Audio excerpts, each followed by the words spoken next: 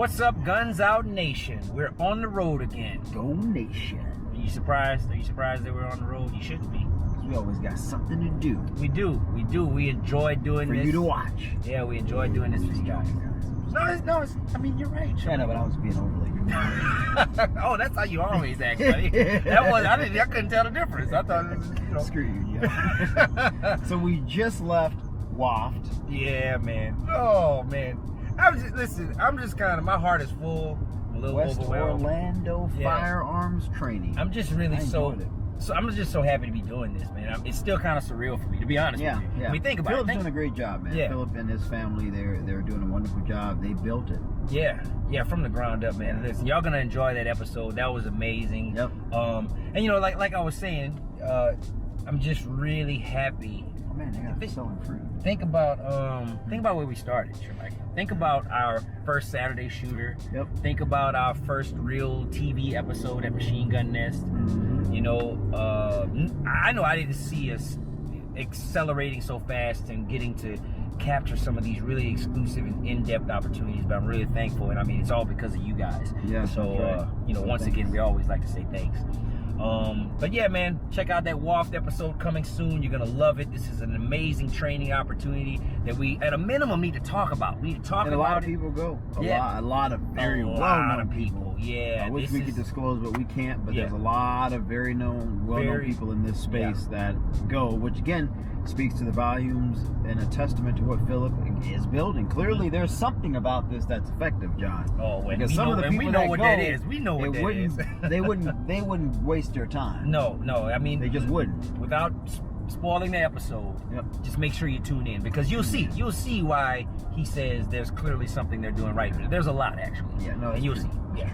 So, you know, guys, there's a lot of news right now on these recent ATF rules on pistol braces, and I got to tell you, what they're doing is very dangerous here, and I say this because there's already precedent, and by precedent I mean there are previous rules and rulings on this. They're all of a sudden trying to change the rules, which would essentially make several million Americans illegal or breaking laws, right? You're literally going to say, all right, now you're a legal gun owner, but if all of a sudden, because you don't follow the ATF's new rules and new laws and guidelines, you're now an illegal gun owner because of the type of brace that's on your AR platform. And I think that's dangerous. I think that is not the proper way to do this. You got to give people opportunities to catch up. It costs money to make these types of changes. There are all of these things that they are just not even considering as it pertains to the average gun owner, because they don't care. It's like they're looking for any and every way possible to begin to penalize people. And my immediate reaction, John, is I'm more concerned about the gun owner who may have a firearm or who may have an AR-style platform weapon that had the money to buy one, but doesn't have a whole lot of money to make all these customizations to go buy this or that may cost $100 or $200, $300, $400. And now the ATF is saying, well, you have to change these things. Well, what about the small guy who enjoys shooting, who enjoys going to the gun range? Forget people like us who can afford it. What about the everyday person? I just think it's horrible what they're doing. Man, look, I'm just disappointed, man. I'm so disappointed because it just feels like they're making more problems. Like, to be honest, much. Like you're making new rule every day. More problems. I mean, come on, guys. We have to think about this with a different approach. Well, what they're saying, at least from my assessment of what I have read, I don't want to say what they're saying, because some people may have assessed things differently, but from what I have read, it appears one of the reasons, or a part of the reason, that they're trying to change these different braces is because of the ease of which one can shoot. At least that's what I've gathered from some of the stuff I have read. And I was just reading or watching something on TV not too long ago on, I think maybe CNN or MSNBC, and they were saying, well, with these braces, a person could just go and shoot 50 people in less than 1 minute. I mean, they were I'm just telling you what the person said on the news, over-sensationalizing, to say why the ATF is saying this change will save lives. Because that's part of the argument. Making these changes are necessary to save people's lives. I don't know if you guys believe that or not. Drama. It's drama. I just don't know if I buy that. No, I definitely don't buy it at all. Because, I mean, think about it. Even when you think about mass shootings, it's not like, you know, you see a mass shooter that went in and he shot everybody in the head or something. This guy is spraying and praying. They walk in there. These aren't, well-trained people. Exactly, that's my point. So you're trying to argue that a pistol brace is going to now make somebody more proficient of a shooter? John, I'm just telling you some of the stuff I've read. I get it, man. Some of the different, and again, there are different, I've read a couple different articles about this. Some stuff in the Wall Street Journal, some stuff in the Post, some stuff in the New York Times.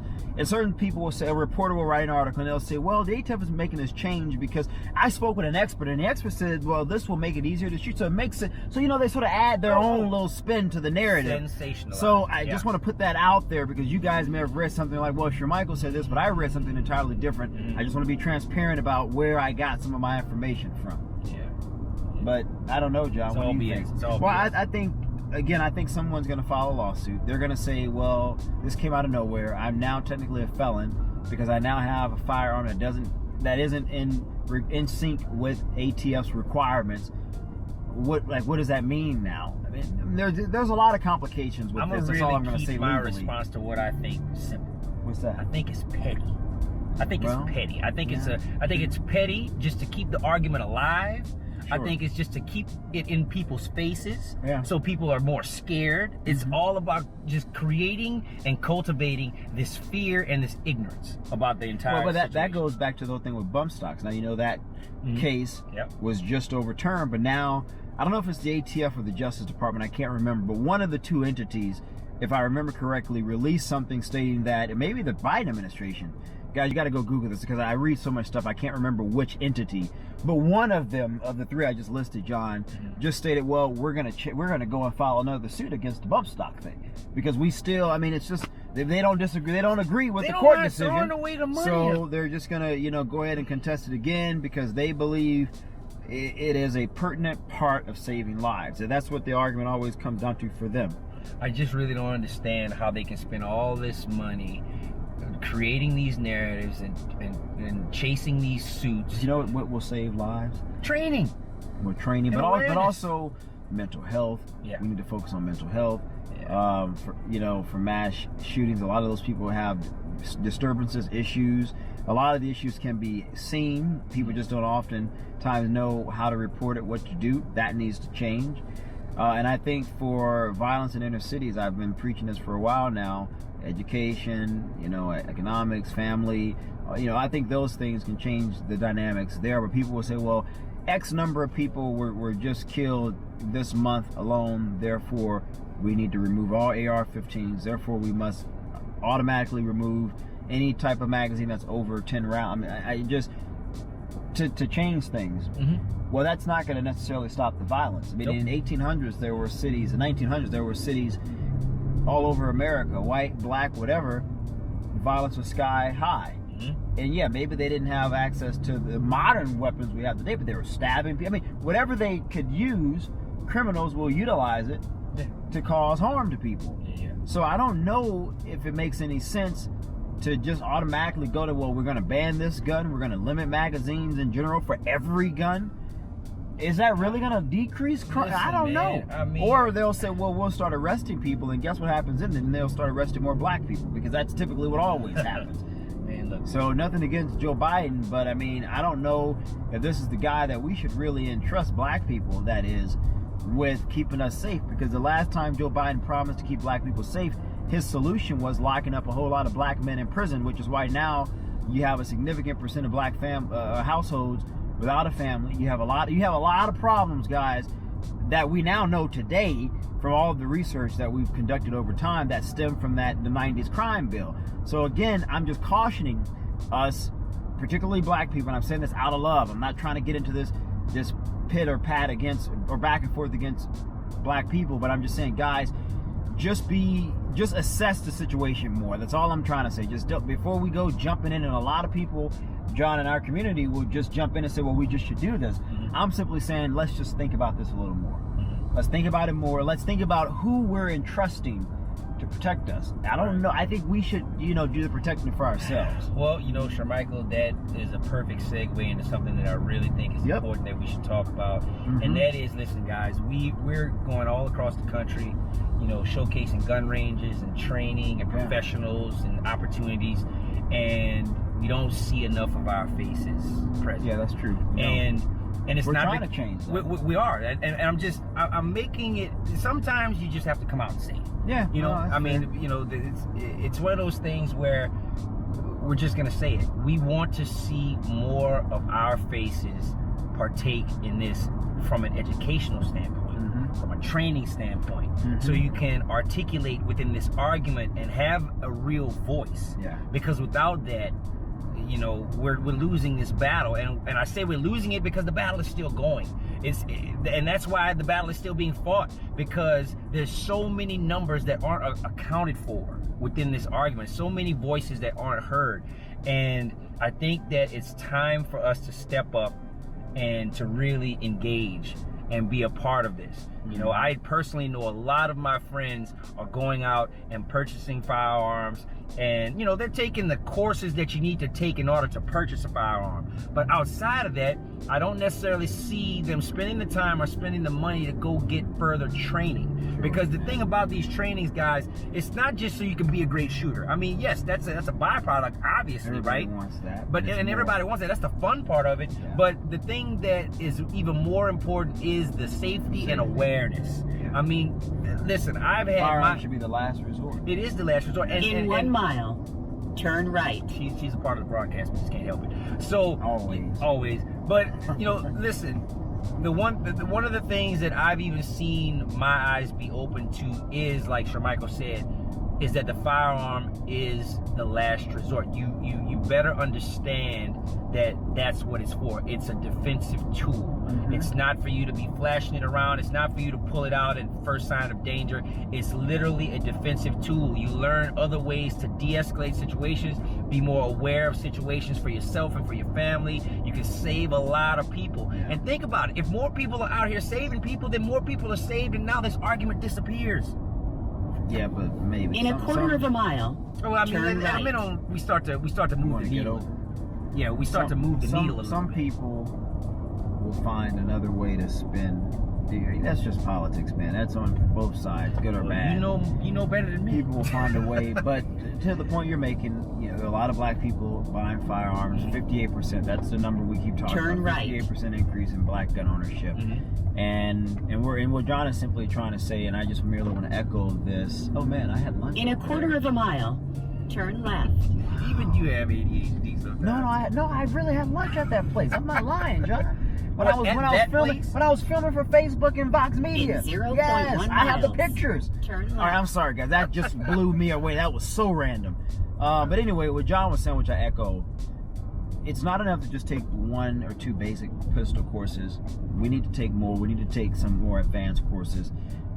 We need to really learn how to be proficient with guns. I've been reading a lot of great books lately about our history as black people with firearms, and how limiting and prohibiting our access to firearms really is what sort of kept us in bondage for a longer period of time. One of the reasons why, you know, a black person can have a gun, particularly in the South, is because no one wanted blacks to quote unquote revolt. And so if there's any group of people who should want a firearm, it's us. And if there are some black people who are saying, well, we don't need them, and we should not have police, we shouldn't have this, we shouldn't have that. I don't know if I agree with that, to be quite honest with you, because if there's any group of people in this country that has every right to distrust the government and entities of the government, it's African Americans, it's black Americans. We, more than anybody, know you cannot trust the government, you can't trust entities of the government, and I'm just being honest. You just cannot, and we should not. We should be skeptical about everything. Now, I mean healthy dose of skepticism, not being crazily paranoid, but just being honest, like, hey, we haven't forgotten our past, right. And as a result of that, we're going to govern ourselves accordingly, so we will never again find ourselves in a predicament or scenario where our lives and our safety is at the behest of another. Because if that is the case, we know through not even our great ancestors, heck, some of our parents, if you're old enough, that doesn't work out very well for us. So get training beyond just one course. Bring your wife, or wife, bring your husband.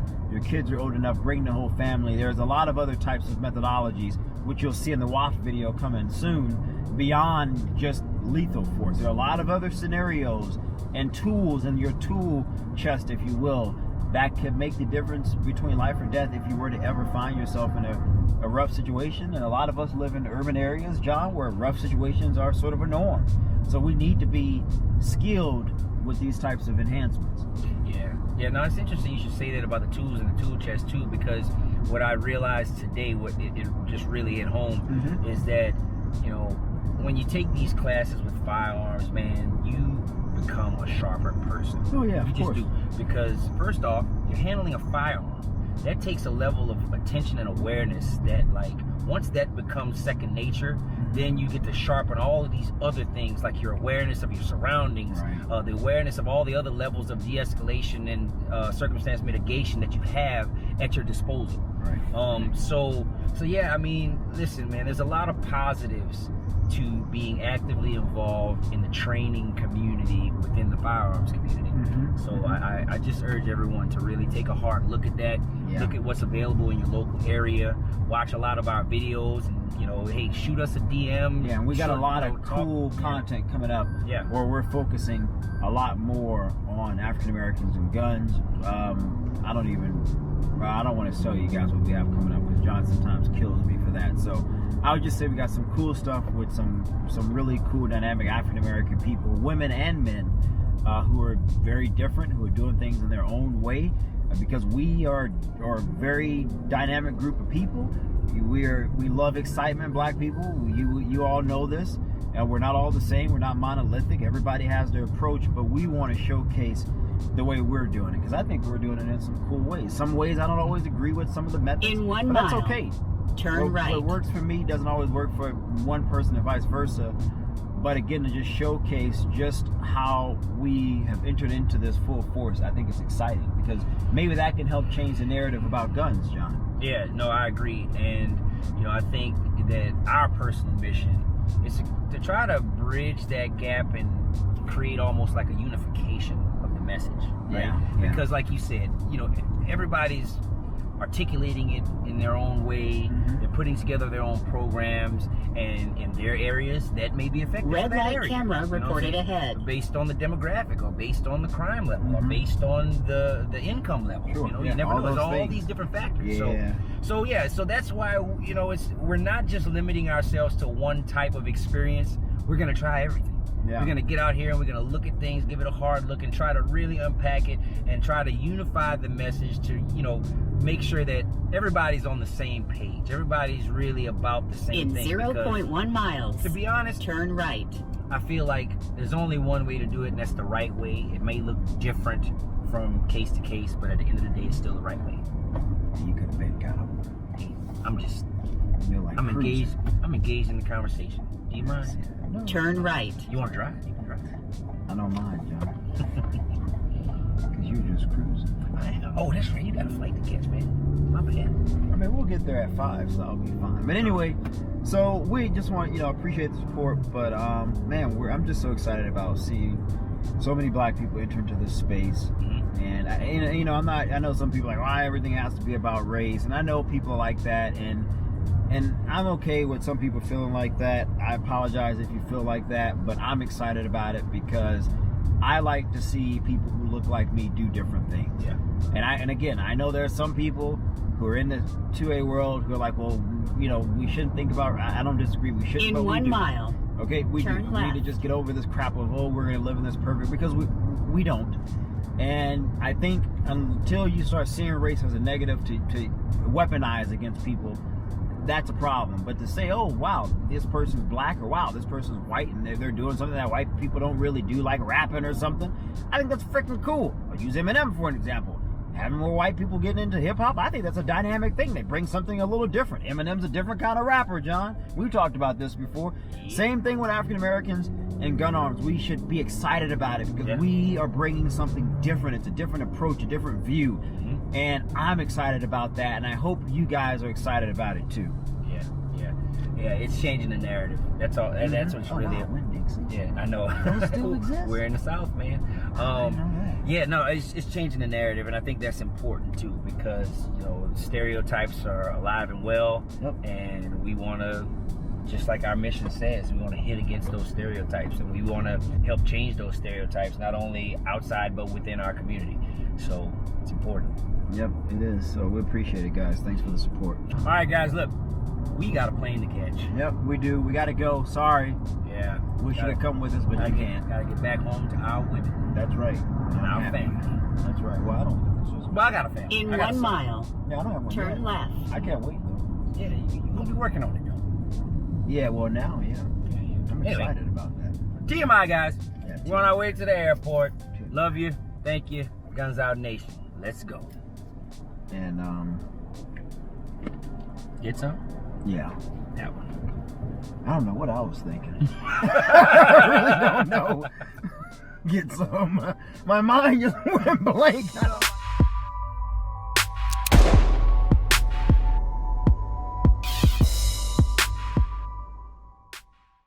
Hey guys, so if you liked this video, like it, share it, comment, and also make sure you hit that notifications bell to be made aware of new and upcoming episodes. All that stuff he just said, plus go over to gunsoutTV.com, check out the Guns Out store, and also we have a donate button. So if you want to help us out making new content all across the country, share a little love.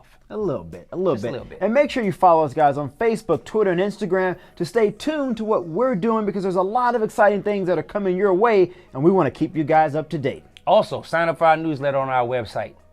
We give away stuff sometimes. We do? Well, you paying for it. That's the way it is, guys. Let's go. And get some.